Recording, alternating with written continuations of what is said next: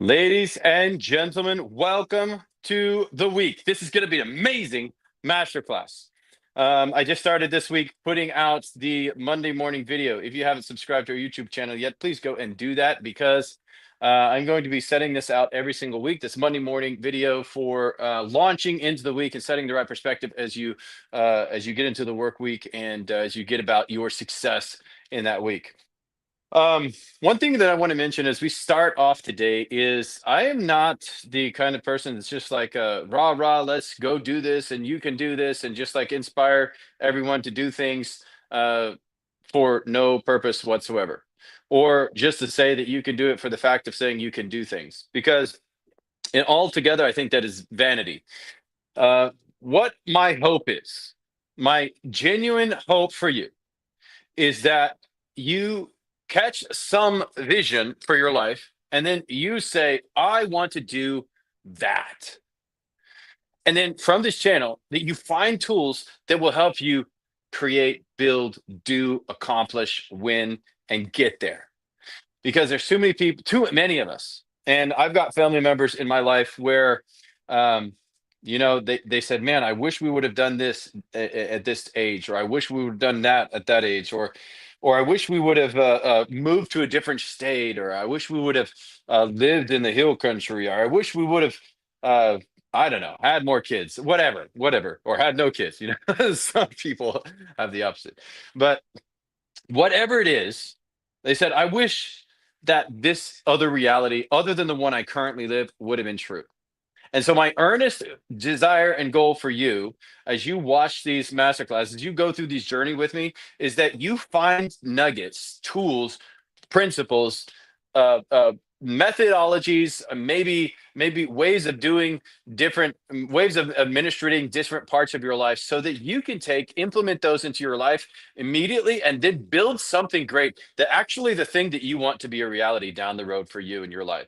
Now, down the road for me in my life, excuse me, um, I want to. I've got some very, very, very, very large goals and dreams for our family, and we've accomplished many of those all already. And so every time you accomplish the ones that you accomplish, it's like, man. So if we accomplished all of this, then maybe that thing that I dreamed of, that I thought was kind of out of reach, maybe that is possible. And then if we just start to make a chart, a path to that, maybe we can accomplish that in our lives. And so, since so many of the goals and dreams that we've set on out to accomplish have come true, having a large family, like buying a smaller ranch, and having a cattle farm of 150 cows, and like scaling a multi-million-dollar business, like living completely debt free in every single area of life, all that wrapped up, and being able to accomplish those while living a kind of inspirational, kind of vision driven life. um it it just sets the tone for life, to say that, what you desire to accomplish later down the road in your life, you absolutely can do that. But you're going to have to get your butt in alignment with what it takes to get there. And so many people think, well, if I just changed these one or two things, I could have, or I made these maybe one or two different decisions, I could have got to where I wanted to go. In reality, it is like 100,000 decisions that you needed to make to actually get there. Like, you wanted to, for example, you want to own your house outright. You want to be completely pay off your house, and it costs, I don't know, $500,000. Well, first of all, you've got to get on the budget, right? And then you've got to make a plan for your money. And then you have to make sure you're living on less than you make. And then you have to pay off all your debt. And then you have to do this and that and this and that and this and that, and work all the baby steps until you get to the place where you can throw a huge chunk of money every single month at that house payment until you finally get to the end and pay it off, right? And that was like 10,000 decisions that had to be made in order for you to get there. And so, what I hope that you find from these masterclasses are maybe the methodologies, or some of the information, or the principles behind those decisions that you need to make to get there. So, this master series is about how to build a multi-million-dollar family business. It's what I've done. It's what I do. It's what I was doing before I came to this masterclass today, and what I'm going to do tomorrow. And it's part of every single aspect of our life for me and my family, and we love it. And so this is part of our vision, and that thing that we said, man, if I could do something, what would how would that be? And that is exactly what we do right now. That is exactly what we do right now, except at scale. And so that's what we're doing, and that's what we're driving for going forwards. However, this is part of the journey where I get to share a lot of that stuff with you, and to be able to hopefully help you to get to where you want to be later down the road. All right, starting at decision one, or whatever, maybe it's decision number 752 out of 300,000, but whatever it is, we're starting where we are now. This masterclass is about how we know we're doing everything that we're supposed to do after we've made our very first hire. So many people don't know what that is, and so many people get this very, very wrong. Now, here's some stark realities, current situations for so many organizations out there. And I know this because I've talked with a lot of the business owners in their small business, or scaling their businesses, or maybe first time hires, or even if they've been in business for 25 years and they're just still having trouble with the churn in their organization. This is the reality that so many times is a reality for those companies. Hires, they get into a company and the honeymoon period is wasted. So when you hire a new team member and you bring them into your organization, you have a honeymoon period. That is like the first, I don't know, it's like this first magical period of 2 to maybe 4 weeks where the person actually gets into the organization. He's full of this euphoria of, wow, they chose me. I must be super, super awesome. And you are really awesome. But or the person you're selecting, if you're the business owner, right? There, you've chosen a really awesome person, but now they have to get into the work and then become productive as soon as possible. And if you waste this honeymoon period and don't connect them to the what to the why as soon as possible, then they will start to go flat. And then they'll just get to this point where, like, oh, well, oh, so I was hired through a selective process, and this job's just like any other job. So I can just kind of come in and hum. I don't have to actually perform. I don't have to go above and beyond. I don't have to do pretty much anything other than what I normally did in my last 6 jobs. And so whatever, I can just kind of hang out here. So that's something that's all too many companies and really waste. And I think it's one of the very first opportunities that you have to shine as a leader, and to actually engage your team members and drive some of the most productive, profitable outcomes from the very beginning. And it's not just about making profit. It is about truly engaging and making their experience working with you better as you go together, which ultimately will end up in more profit as you guys drive to clarity. All right. So the second thing is, new hires, they don't have any real idea what the company is about. They know that they have to come to work, they get paid, but they have no clear understanding of what in the world the company is about. Why does it actually exist, other than for the fact of making money? Now, I want you to think about that for just a second. If a company solely exists for the purpose of making money, do you really want to work for that company? Because that's going to drive decisions in different ways. The purpose of the organization drives the decision in a direction. So anybody that you know that is solely about the money, how do you interact with those? How do you like your interactions with those people? Typically we say, gosh, that idiot's just all about the money. And we kind of we have a disdain around people who are just all about the money. They're just in business to get money. And all of us have frequented businesses, maybe not frequently, but we have been to businesses and had transactions at businesses where they were simply about the money. You could tell it's just like grime, and it feels dirty, and it feels you feel subservient to the person that you're buying something from, and it just doesn't feel nice. But when you actually go into an organization where their mission is maybe around service, or around making manufacturing trailers with a sense of helping people to transition their lives from one place to another, or some greater mission than that, then that purpose drives how they're going to treat their clients, and drives how they're going to interact with their clients. And so all of these decisions, they really do play out in real life, and they come out in the numbers and in profit. And that's why it's so important when you have a new hire that they absolutely understand what the company is about. And what is more important then is that you understand what the company is about and that you can relay that message clearly to them. Now, owners think that they're doing great in this first period, but they really in reality, most of them are not.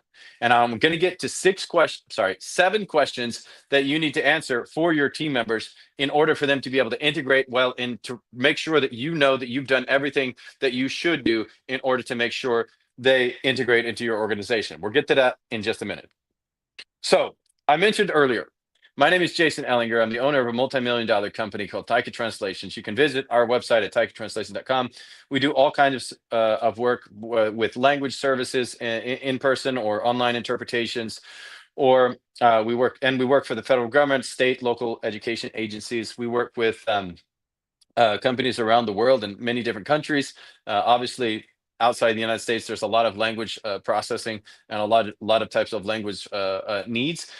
And so that is the company that I scaled to a multi-million-dollar company in a time when it is massive displacement as far as companies in regards to the technology rampage that's just been coming and just completely just massively changed this industry over the past 15 years.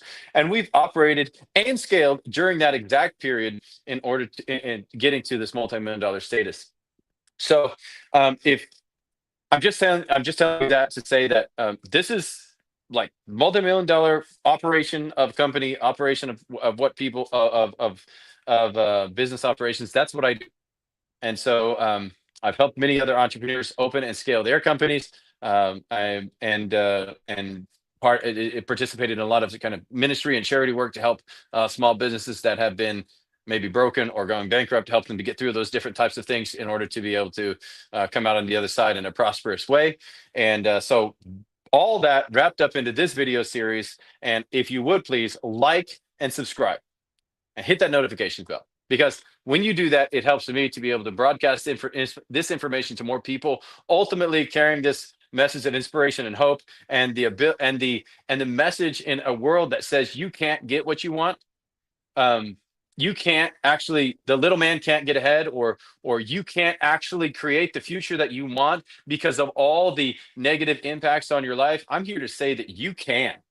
I love that phrase on it's Woody talking to Buzz Lightyear, and he flies around the room on that fake flying mission, right? When he first meets Woody and Buzz Lightyear, they're having that conversation, and he's like, flies around the room and he lands on the bed, bounces off the wall and bounces off the ball on the floor, and then flips and lands on the bed, and he says, and that's the message that I really want to transfer to you today, is that you absolutely can. Now, it's going to take a buttload of work and there's going to be a ton of hardship involved. But if you really have a dream, something down the road, a reality that you want to create in your life that you think could be true and would be so amazing if it was true, I'm here to tell you that you can absolutely do that. I came from completely broken into shambles, and we built this to over this multi-million-dollar status in right at 11 years with my wife and I. We started a card table in our living room, built this thing all the way up to this multi-million-dollar status. And that's been an awesome journey. Not easy at all. Lots of hardships, gut-wrenching, very painful situations all along the way. But ultimately, you can get where you want to go. And this master series is a part of helping you understand and do those implementations. So please, if you haven't already, and you know somebody who wants to start a business, who has a dream, for goodness sake, maybe they're a college student, or maybe they're in high school, or maybe they're later been down the road a little ways, and they're just freaking fed up with their job, and they want to change in life, and they actually want to accomplish something that they dreamed of. They're just tired of life. Then turn them on to this channel, please. Because copy that link, send it to them, ask them to like and subscribe so that they see when we go live or when we send out new content, because we post content every single day. We're on TikTok, Instagram, YouTube, Facebook, wherever else that there's social media. We have social media going on every single day, because we want to really help people understand that in a message where there is destruction and seems like desperation on every side, that there is still a very clear path to hope and accomplishing the things that you want to accomplish in life and fulfilling your dreams. So I just want to share that message with you as we get into the content. That actually has nothing to do with the content well, I guess it has to do with the content that I'm going to talk about today, but it just felt like today somebody needs to hear that message. So I hope if you're the person that needed to hear that message today, that you like and subscribe, hit that notifications bell, and copy that link and share it with a friend who also needs to hear it. Now let's get into the content today, guys. We just talked about hiring right. And after the hire, what the world do you do after the hire? Now, there's two main things that have to be done. You have to do these incredibly well, and you have to make sure that the team member makes this transition. Now, notice I didn't say employee. I don't like the word employee because employees show up late and they steal while they're at work. So team members, people who are team members, they show up to work on time and they work all day and they are incredibly productive. And if they finish their task early, what do? They show up and they use that next hour and a half that they finish their task early with, and they apply it in another area to create more excellence. And then after a long day of really hard work, they go home and they spend time with their families, investing in their families and creating an incredible atmosphere at home as well. So you have to do two things. One, onboarding. Most people do this terribly.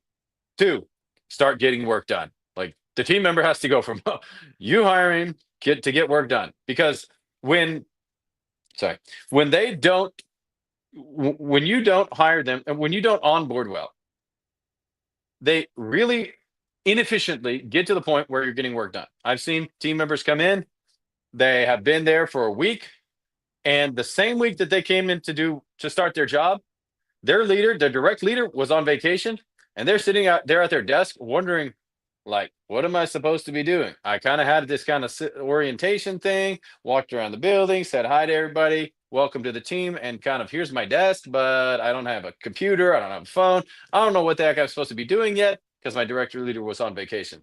That kind of stupid stuff really kills morale in that team member and ultimately completely destroys that first honeymoon period. So onboarding has to be done incredibly well, and to getting work done. Now, for the onboarding stage, I've done other videos on YouTube about onboarding, and I'm not going to spend this entire video on onboarding because it is a very, very important part of the process. I'm going to get to what happens after onboarding, and maybe most importantly, a lot of the questions that should be answered during the onboarding. That's what I'm going to be talking about today. But the actual physical kind of steps that you go through as you do your onboarding, I'm not going to go through each and every one of those. I'm going to tell you what you need to do to make sure that you're doing what you're supposed to be doing in order for that team member to come on, get into your organization, and start getting work done. Okay. Now, onboarding is a 90-day probation. Sorry, onboarding and the 90-day probation period is when hiring is completed. Okay. So you've gone through the hiring where you've done probably 6 to 10 interviews with this single candidate, as well as done 6 to 10 interviews with maybe 5 to 10 other candidates. And you've done all these interviews. This person made it through the final cut and finally got hired into your organization. We talked about hiring in the last session. If you want to learn about hiring, go back to that session and learn some more about that. But this one is specifically what to do after you've hired the person. Now, you have to answer. Okay, first of all, hiring is not fully complete until you have completed the 90-day probation period. Now, you've hired the team member. They've gotten through all the interviews. Now you get to the point where they have their job description and all their information that they need, and all the benefits and contracts are signed and everything has been explained. And now you're getting to you've gotten to the end of that 90-day probation period. And once that is complete and the team member is still fired up about being there, still loves the idea of working there, still is fully engaged and ready to rock, and is actually already producing work, then hiring is complete. So many people think that they hired and that person is already fully through the hiring process before they do a probation period. If you haven't done a probation period, start doing a probation period now, because it's incredibly helpful and even liberating for you and the team member to understand that when you start working together, it's not like, okay, you have to make this decision right now at the end of the interview process, and it is this way for the rest of your foreseeable future, no matter what. No, at the end of that hiring period, once they really get acquainted with the values and the orientation inside the organization, and once they really become acquainted with their job, and they have a good 6 weeks to start working through that, you will see whether they start getting fired up and engaged, and actually dig in, or whether they start to kind of fizzle out and to step back and it's like, man, this isn't really what I signed up for. And that's really good. Either of those situations is really good because you know that they're not the right fit and you can move them right out of the company and continue on the hiring journey. But if they, the best outcome is when they're like, oh my gosh, this is the best place ever. I really love working here. There's a lot of opportunity. I can see how I can grow in the future with this organization. And then at the end of that 90-day probation period, you have a big, really, big celebration. Everybody's really happy about that. You mentioned this in the team staff meeting, and then you charge forwards. And by the way, that's the point at which you would give out any bonuses to team members who have referred somebody to you for hiring. So, for example, if your team member referred a friend of theirs or acquaintance, a neighbor, somebody in the church or whatever social group they're a part of to you, and that person made it through all of the interview process and they got hired, this would be the point where you say, all right, you get a certain amount of money, whatever that may be.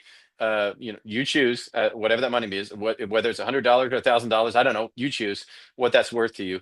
That referral is worth to you, and you give it out in that 90-day probation period hiring completion moment. So I just wanted to share all that with you because that's kind of hiring and then 90-day probation period. And now during the 90-day probation period, we're going to answer these questions. And we're going to do some other things, but we're going to answer these key questions because I want to make sure that you know what you need to make sure you have done in order to make sure that this team member can get into your organization and just freaking rock it. Now, question number one is, why do we exist? And they're like, man, I don't even know why we exist. If you don't know why you exist as a company, then this is one of the, like, as you start the process of hiring people, you need to very quickly start working on this as well, because this is a very challenging thing that most organizations don't nail down. Well, we're in this place to make money, to make profit, to help the shareholders, to why do you really exist? Like, do you really exist to whatever the reason may be for your company? Like, work near loved ones, demonstrate Christianity, be healthy, be wealthy, spiritually, mentally, financially, share the love of Jesus wherever you go. Maybe it's to provide hope and inspiration, or maybe it's just simply to provide hope, like Dave Ramsey's. That's like their main mantra. They are in business to provide hope. That's it. So you have to decide why you exist. Now, I'm not going to go through exactly how to establish that. I'm going to do that in a completely different business video series.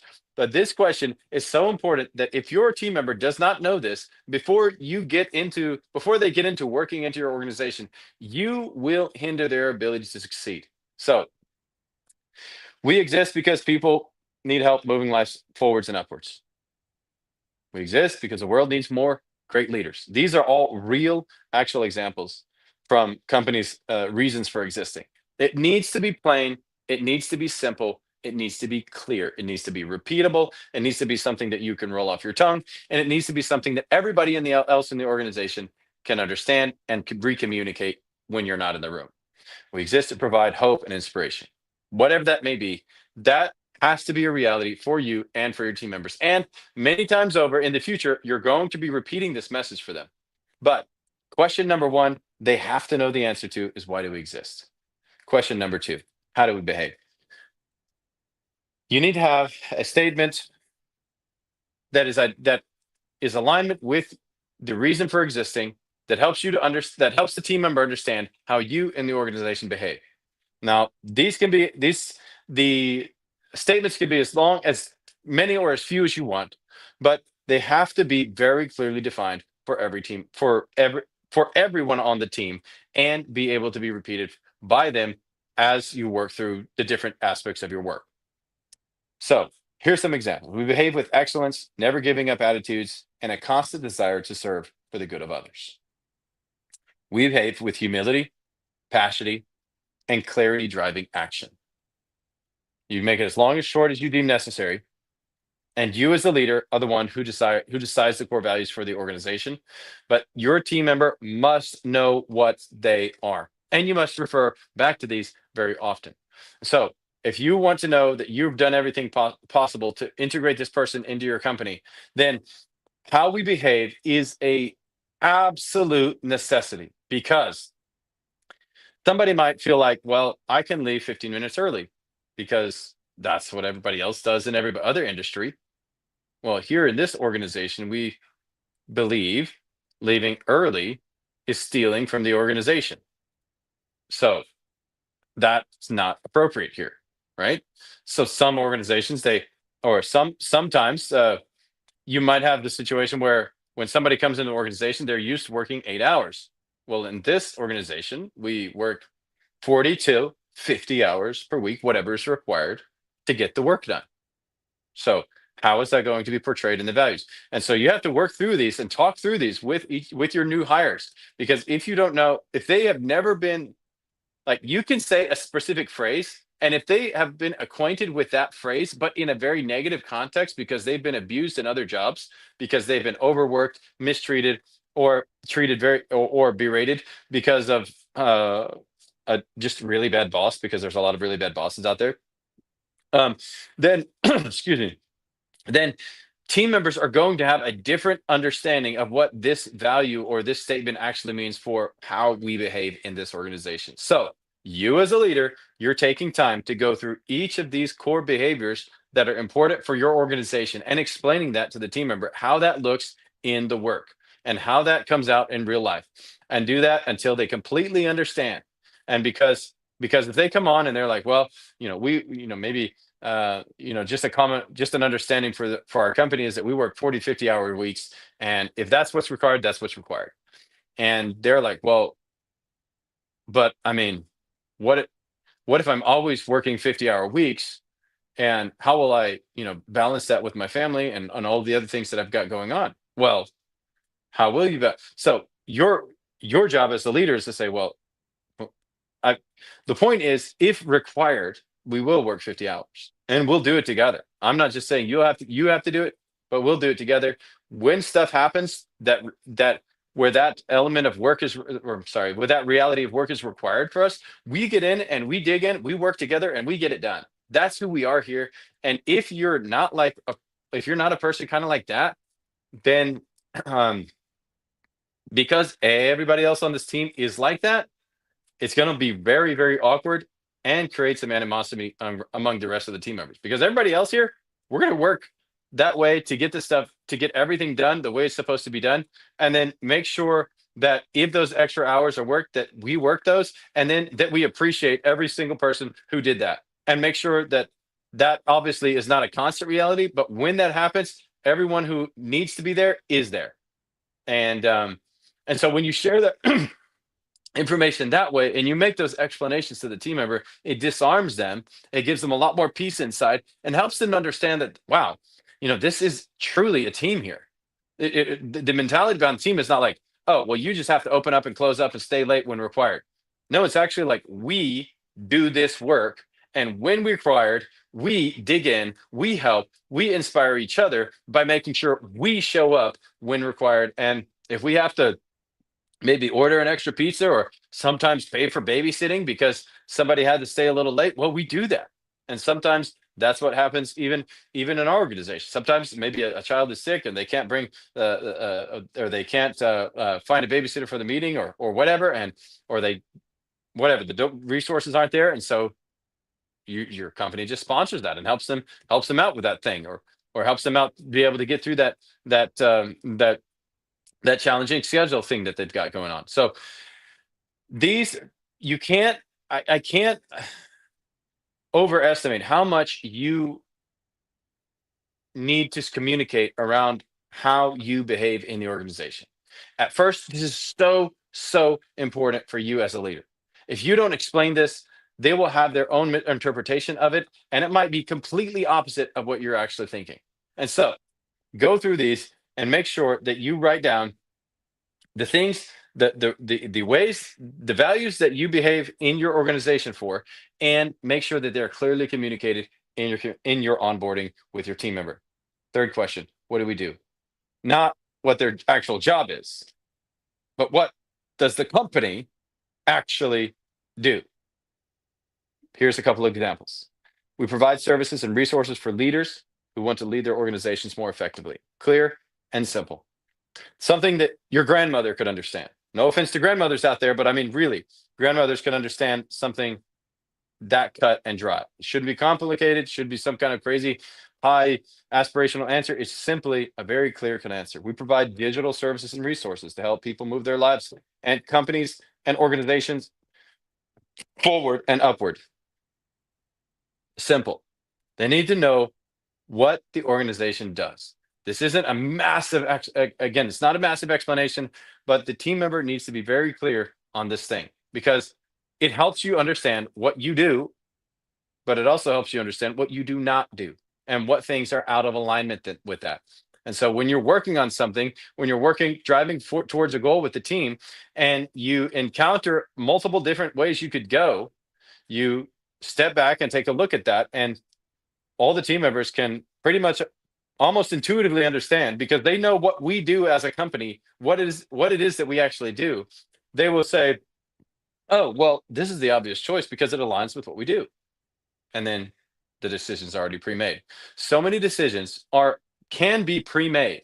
And when people don't take the initiative to get into their business and to actually make those fundamental decisions that cause it to be able to prosper and eliminate such a kind of maybe an anxiety or stress around making the decision because the decision's already been made because we already know what we do. And when somebody offers us to open and go into a restaurant deal or open a food trucking business, well, we don't do that. That's not what we do. So no, we're not going to do that. The answer is already there. So it's very important. It's a very basic answer, but it's very important for you to have this answer and make sure you transfer that information to the team member during onboarding. Now, how will we succeed? There's so much jibber jabber, so much talk around this thing called strategy. It's like strategy. And there's lots of different books written on strategy. And strategy is simply a plan for success. And every team member, every organization, every new hire needs to know that the organization has some plan for success. Like, is there actually someone driving this bus? Is there a plan that we're driving towards to be able to accomplish? Or are we just kind of winging it? Because if you are kind of winging it, you should stop trying to just kind of winging it and start actually implementing programs that work and creating plans that work. But this, more than anything else, is a collection of intentional decisions the company has made to give itself the best chance to thrive and that makes a differentiating factor from its competitors. Here's an example. We differentiate art. I'm getting tongue tied. I don't know what the world's wrong with me. We differentiate ourselves by maintaining and cultivating a devoted, proactive, and inspired service-oriented team. We utilize the best human and IT resources to create and deliver products, and we keep costs low by providing an accessible and professional client experience with a friendly touch. That's it. That's the plan. Like, what? That's a plan? Yes, that's actually a plan for success. A strategy. That's how we're going to win. And it does need to be as simple as that. Listen, a collection of intentional decisions the company has made to give yourself the best chance of thriving and differentiating yourself from its competitors.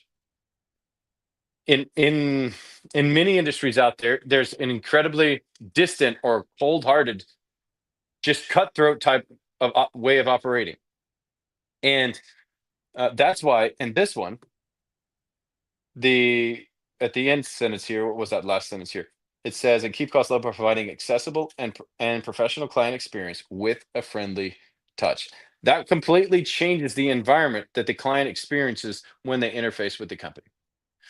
And so all of these things are pre-decisions to help drive thousands and thousands and thousands of other decisions in the organization.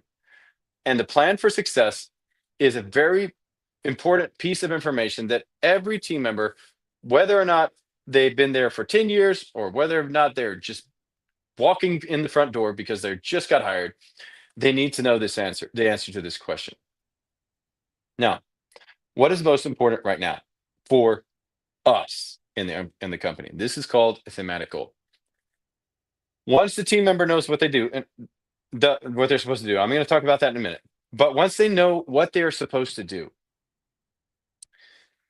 the actual work they've been hired for, they are going to start doing all of that work, and very, very likely it's going to become evident that sooner or later that there are some tasks that might not be able to be done or they might not have enough time for.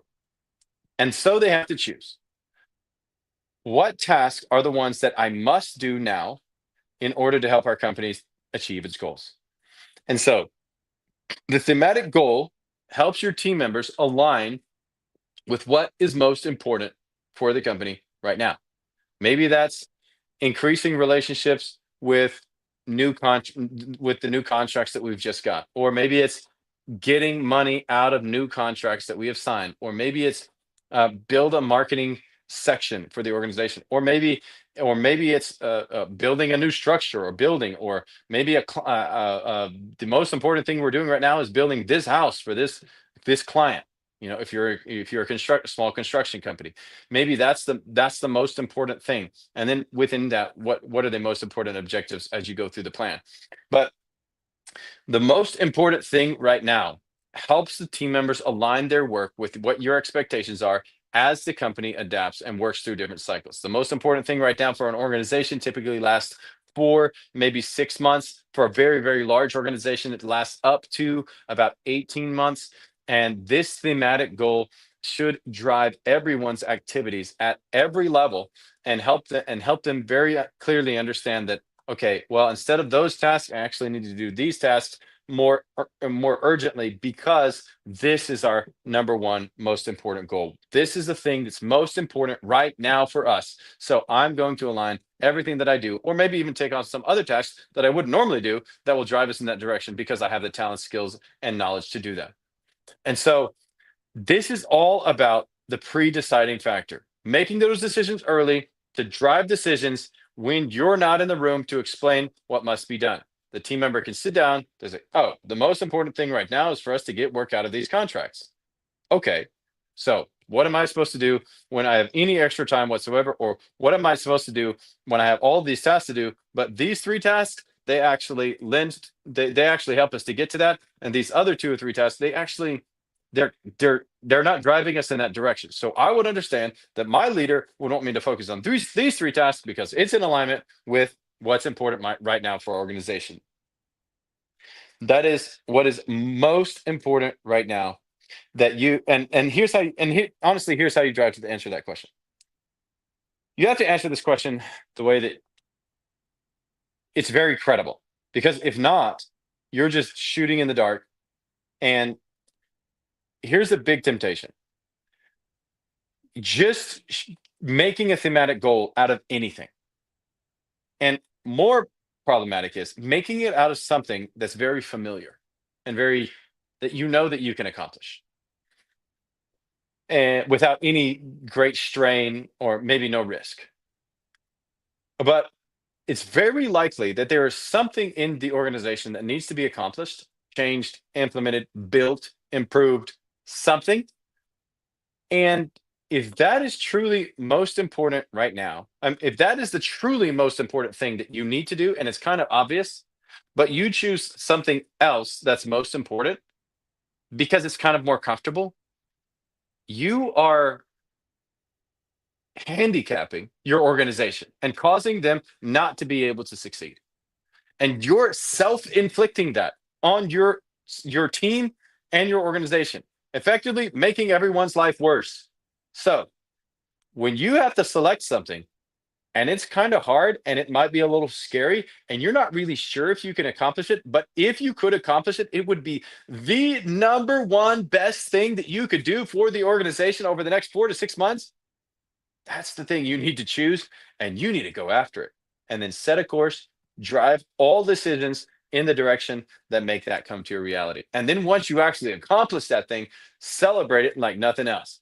Because that was one thing that was super hard. You drove through, you made it, you accomplish that thing, and you get to rally together as a team and say, man, we did something that honestly at the beginning of this I was a little afraid of, but we rallied together. We just dug in and we got it done. And that is truly amazing. It's taking our company to the next level. So that's why when you answer the question, what is the number one thing if the company managed to accomplish during this period, we could look back on and say with any great level of credibility that this was a great period. And now I just want to remind you that you never should choose the easy thing, even though it's familiar and you know you can accomplish it. You need to choose that thing that is truly the thing that credibly can be stated that that is the most important thing that we need to accomplish together during this period, no matter how hard that may be, no matter how challenging it may be. And once you work through that and you do that multiple times with your team, and they actually see that you can get through many of those together, it takes your team performance onto a whole new level. All the team needs to know this at all times, and they all need to align with that. And that comes from you, the leader. The number six thing that you need to do for your team member. What is my role? You need to answer this question for them. So make sure you have a job description. I talked about this a little bit in the last session, but I just wanted to outline it here to make sure you have what is supposed to be on the job description there, so that when they go to review it, they know exactly what their job is, and you know that they know exactly what their job is and how they're supposed to behave in accordance with that and how to drive forwards. What is a job description? Why the role matters to the company should be right up there at the top. What do I do? There's your outline of tasks. What are the KPIs? Key performance indicators. What are the things that are going to be measured, and how will I be evaluated against the performance of those sectors? Okay. And that should be in each of their main areas of what they actually do. There's probably 2, 3, maybe 5 areas of what they actually do, maybe with some sub bullets, sub points. Then it should come from each of those. And the KPIs should be 2 to 5 max in each of those, off of each of those sections of what they actually do. The KPIs, key performance indicators. There's be statements about what they are going to be measured against and how they're going to be evaluated against that. At the bottom of this job description should be a list of your core values and your HHS reminder. Do you know what HHS stands for? If you don't, it's in the last video. I talked about it, and it's very, very important. Humble, hungry, and smart. And it means the required combination of these attributes in a team member makes working with them a pleasure. Or even if one is missing, it makes working with them very, very difficult, and sometimes not possible. Meaning somebody leaves and it's not the owner, right? So the core values and the HHS reminder, humble, hungry, and smart reminder at the end of the job description is always a very, very important document that we use every single year. And when the team members are wondering, what the world am I supposed to be doing, they can always go back to this. They can see what they're supposed to be doing, how they're going to be evaluated against that, and what the core value is, how they're supposed to behave as they carry out this work. That is such a helpful piece of information to have in your hands as a team member, because it creates so much clarity and eliminates so much confusion. And so, what is your role? This is all the stuff that's supposed to be on there for them in that role. If you have any questions about that, please drop me a message in the chat. I cannot go over every single detail in this masterclass because we're already at 43 minutes, and I don't think you want to be sitting here for 2 hours while I unpack and explain these things. I'll look back and explain these things in future videos. So that's why you need to like and subscribe. All right, so number 7. Now, many people don't even know about this, and I really feel sorry for them. And it's really very, very sad, because so many people are in companies that they would otherwise love to work for, but they're miserable in their role, or they've been promoted into misery. And that is a terrible reality. It should never be the case that someone in the company was promoted into a role simply because they were the best salesperson on the floor, so they got promoted to be leader. If they love doing sales and they love working with that team, let them stay in that role and just keep killing it. Don't promote them to a leadership role if they're not ready for that, or if they were not created for that, if that's not their genius.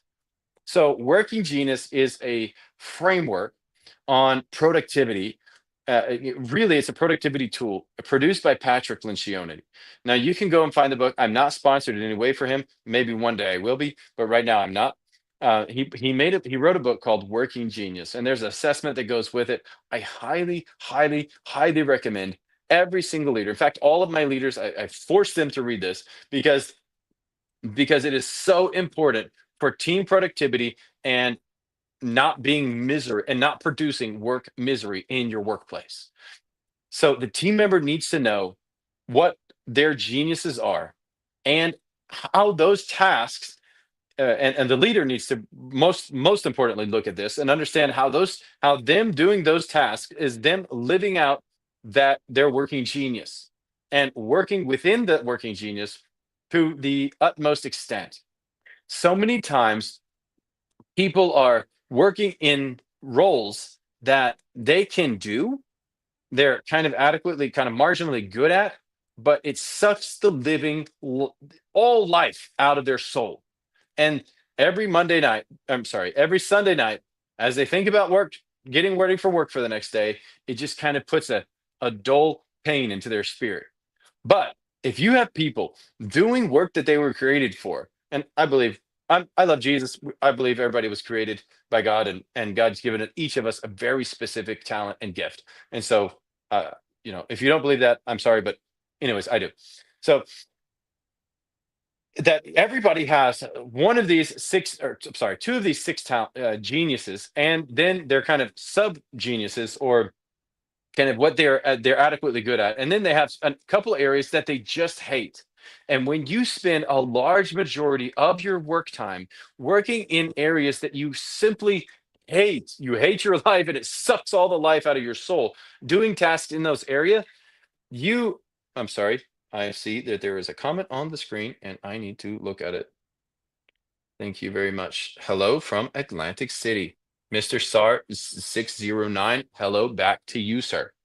Welcome to this masterclass. I hope you're getting something out of it. Lost my train of thought. If you are not working within that one of those six geniuses, then I'm sorry, one or two of the six geniuses in your most of your work tasks during your day, then you are hindering your ability to succeed. And so, if you want your team member to have the best chance of possibly succeeding in their role, then you need desperately to help them understand what their working genius is. And by the way, you should probably know what your working genius is as a leader. So get the book from Patrick Lencioni, read through the book, apply the model, and you will probably think, man, who is that nut on YouTube that told me about this thing? That was the most amazing advice I could ever have received. Go get the book, read the book, apply the book, and you will make a lot less job misery from the get-go. And I would have done this from the very beginning. If I had known about Working Genius from the very beginning, I would have created a lot less misery for a lot less team members. And so you can do this now because you know about it, because I just told you, you can just go pick up the book and start applying it. But this is a question that I don't think that you should lead with, that you should call yourself a leader if you don't have the answer to the information in the Working Genius. So get the book and actually apply the material, because it helps you very clearly identify where each team member will be most productive and most fulfilled in their work, and do work that drives energy, not sucks energy out of their soul. So if you're in a job like that, you probably know exactly what I mean. Or if you've ever had a job where you're just like, I hate freaking showing up to work every day. It sucks. The boss is kind of fine, the people are kind of fine, but I just hate my life. Well, it's probably because you're working outside of your working genius most of your working time during during your work, during the tasks that you're doing, and it's sucking the life out of your soul as you perform the work. And when you do that over a long period of time, ultimately you also become somebody that nobody else wants to work around, which is not productive at all.